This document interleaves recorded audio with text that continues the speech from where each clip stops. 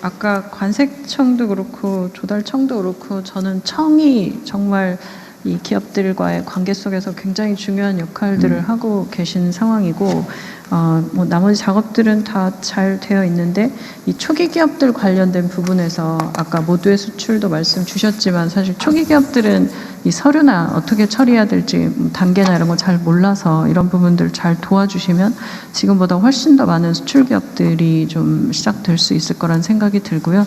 조달청 같은 경우는 초기 기업과 혁신 기업들의 첫 번째 구매자가 되는 정부가 첫 번째 구매자가 되겠다라고 할 때에 아주 중요한 역할을 하고 계셔서 이 부분에 대한 방금 대통령도 말씀하셨지만 어떤 기준을 가지고 업체를 선정하느냐가 사실 처음부터 떨어지게 되는 그런 경우들도 있는 것 같고 또 오래된 기업들의 적정한 기준들인지 이런 부분들 좀 잘 봐주셔서 초기 기업들에게도 기회가 되는 그런 일들 좀 정책적으로도 좀 만들어지면 좋겠다는 생각입니다. 네. 다음 기관은 어딘가요? 예, 이어서 국가데이터처의 업무보고입니다. 안영준 국가데이터처장께서 보고드리겠습니다. 자, 국가데이터처 얘기하기 전에 재경부 소관의 한국조폐공사 나오셨어요? 어디 계세요? 예, 성창호입니다. 어디? 그냥 있나 없나 물어봤어요. 투자공사, 요새 투자공사는 지금 자산이 얼마 됩니까? 투자 자산이? 상반기 기준으로 2,432억 불입니다. 2,432억 불. 예. 그럼 한 360조 정도. 예. 정도? 예. 그리고 한미전략투자공사가 새로 생겼죠. 예. 어디 있습니까? 준비 좀 잘해 주십시오. 이거는 뭐 매우 예민한 업무를 하고 있기 때문에. 그리고 네, 그렇게 하겠습니다. 규모도 크고 또 장기적인 국민들의 이해관계에 노출되어 있는 사안이라 정말 신중하게 정말 국익수호라는 측면에서 잘 해야 됩니다. 예, 그렇게 하겠습니다. 자, 그 다음에 데이터처 말씀하십시오. 예. 네, 국가데이터처장입니다. 국가데이터처 업무계획을 보고드리겠습니다. 목차입니다. 먼저 동영상을 통해 국민들의 목소리를 들으시겠습니다. 국민의 삶, 데이터로 업! 안녕하세요. 국가데이터처 리포터 보통씨입니다. 국가데이터처는 상반기 동안 데이터 기반의 초석을 단단히 다져왔는데요. 하반기에는 이 성과를 바탕으로 국민의 목소리를 담아 더 큰 변화를 만들어가려 합니다. 지금 바로 국민의 목소리를 들어보겠습니다. 국가데이터처에 바란다! 우리나라는 AI 레디 데이터가 부족한 상황입니다. 다행히 고품질 데이터 선별만으로 특화형 AI 성능 향상이 가능하다고 합니다. 이러한 데이터 관리 체계가 만들어지면 부처별 AI 모델 구축에 도움이 될 것 같습니다. AI에게 통계 데이터를 물어봤을 때 기존 LLM 방식의 접근이 아닌 공식 통계 DB에 직접 접근해서 환각 없는 정확한 결과를 얻을 수 있으면 좋겠습니다. 취업활동 통계 등록부를 많이 이용하고 있습니다. 노동시장 분석하는 데 많은 도움이 되고 있는 자료고요. 앞으로도 자세하게 상세히 알려줄 수 있는 여러 데이터들을 구축해 주시면 큰 도움이 될 것 같습니다. 현재는 데이터 분석을 위해서 여러 군데의 데이터 분석 센터를 이용하고 있는데 이러한 데이터들이 모여있다면 분석하는 데 큰 도움이 될 것 같습니다. 국민이 바라는 데이터 정책과 현장의 생생한 목소리를 들어봤습니다. 그렇다면 이렇게 모인 소중한 의견들이 하반기 국가데이터처의 업무에 어떻게 녹아들게 될까요? 지금 현장에 계신 안영준 처장님을 연결해 보겠습니다. 예, 이러한 국민들의 요청을 바탕으로 국가데이터처는 국민 중심의 AI 데이터 체계 구축에 앞장서겠습니다. 훌륭한 요리의 시작이 신선하고 엄선된 식재료에 있듯이 우리가 맞이한 AI 시대의 시작 역시 좋은 데이터에 있습니다. 국가데이터처는 품질 좋은 데이터를 엄선하고 각 부처에 흩어져 있는 데이터를 안전하게 연계하여 AI 시대에 국민의 일상을 편리하게 바꿀 기반을 만들어 나가겠습니다.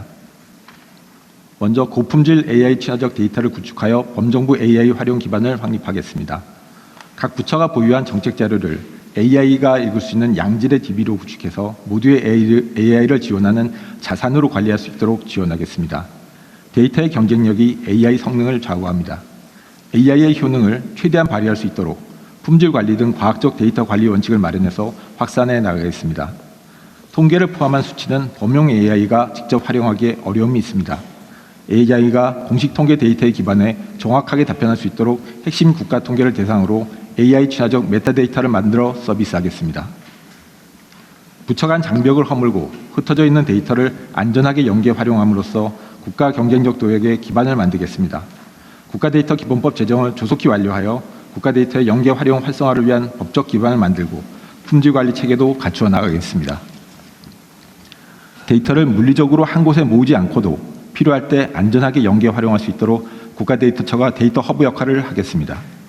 다양한 데이터 간 연계를 통해서 경제 사회적 현안을 입체적으로 진단하고 과학적이고 실효성 있는 정책 대안을 마련할 수 있도록 지원하겠습니다. 데이터가 안전하게 활용될 수 있도록 암호화된 상태에서 연산이 가능한 동요 암호 등 정보보호 신기술도 도입하겠습니다. 국가 데이터를 국민이 체감하는 서비스와 정책 성과로 연결하겠습니다. AI를 활용하여 계란과 같은 민생 품목의 가격 변동을 실시간으로 파악하고 인구 밀집도 분석을 통해 국민 안전에 기여하도록 하겠습니다.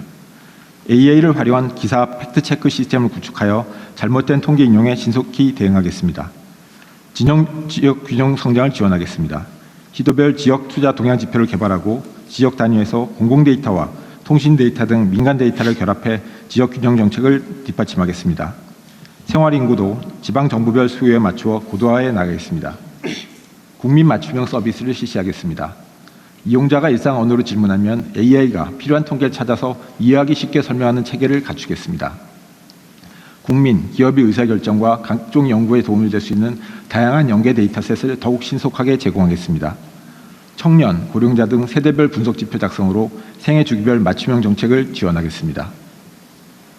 국가데이터처는 국민의 삶을 바꾸는 국가데이터 혁신에 앞장서겠습니다. 이상 보고를 마치겠습니다. 네.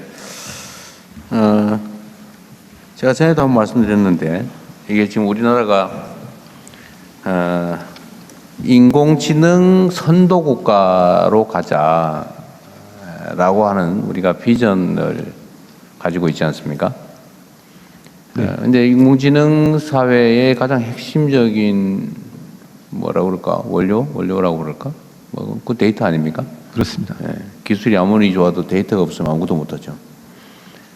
근데 이 데이터 그 중에서도 특히 공공 데이터는 우리가 세계 최고로 품질이 좋다는 거 아니에요? 그렇습니다. 근데 문제는 얼마나 잘 활용할 수 있느냐 이겠죠.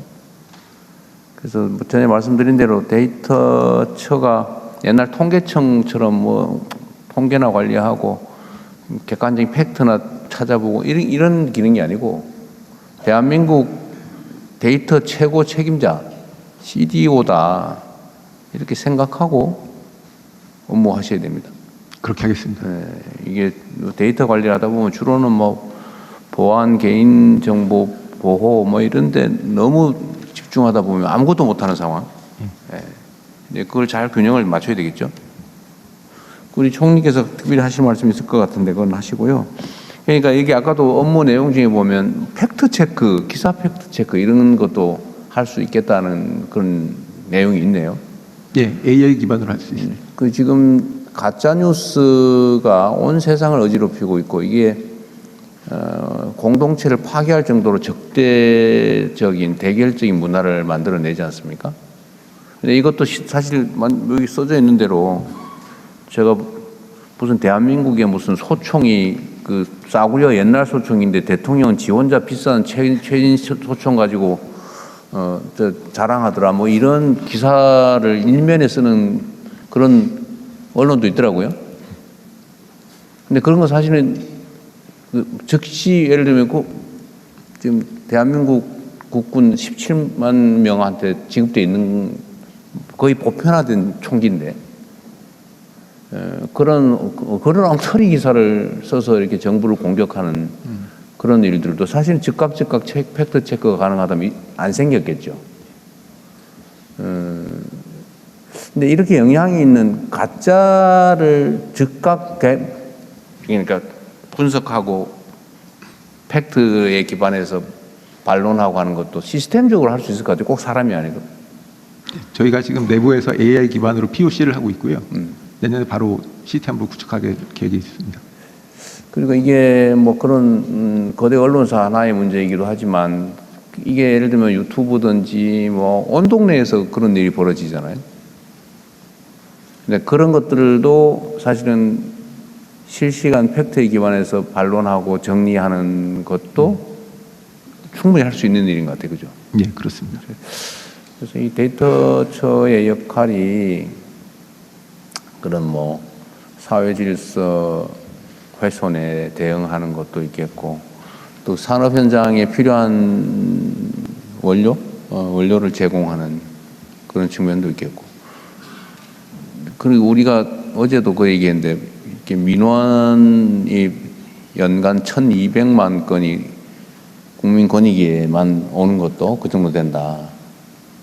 기타 등등 하면 2천만 건이 넘을 것 같은데 사실 그런 것도 인공지능 대응 방식으로 쉽게 대응해 줄 수 있잖아요. 이건 팩트고 이건 사실이 아니고 이건 이렇게 대응하면 되고 이건 어느 부처에서 이렇게 하고 있다 이렇게 하면 국민들의 불만도 확 줄어들 수 있을 것 같고 데이터처를 장관급으로 올려야 되나 그런 생각도 얼핏 들긴 했어요. 그만큼 중요하다. 예. 그리고 이런 기존에 어떤 사람도 할 수 없는 새로운 영역이어서 그래서 데이터처의 역할이 그래서 특별한 의미가 있습니다.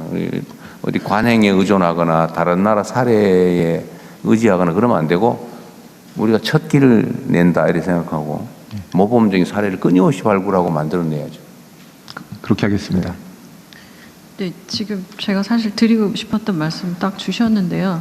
이게 우리가 AI 시대 그리고 뭐 데이터가 중요해 이렇게 얘기하는데 사실 조직의 위상이나 조직의 예산이나 구조나 이런 부분들이 뒷받침되지 않으면 그런 일들을 좀 속도감 있게 할 수 있을까 이런 생각들이 들고 그리고 각 부처에 있는 정보원이 있습니다. 이 데이터를 직접 다루고 있는 고용정보원, 뭐 복지정보원 이런 곳들이 많은데 거기 있는 데이터들이 또 잘 연결돼도 이게 굉장히 의미 있는 일들이 될 것 같아서 일단 데이터처를 첫 번째 업무보고로 별도로 좀 받고 하실 부분들이랑 이런 얘기를 좀 나눴습니다. 그래서 이 부분들은 좀 정리되면서 더 말씀드려야 되지 않을까 싶습니다.